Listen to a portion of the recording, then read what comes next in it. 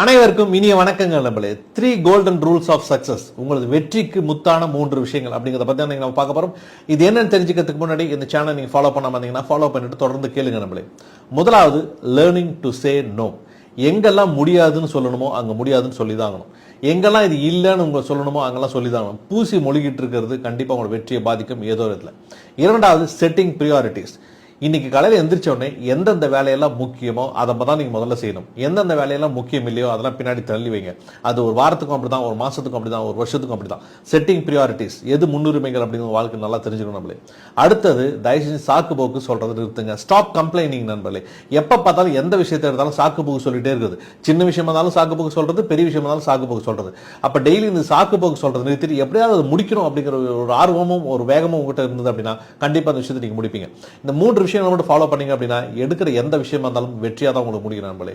வாழ்த்துக்கள் உங்களுக்கு.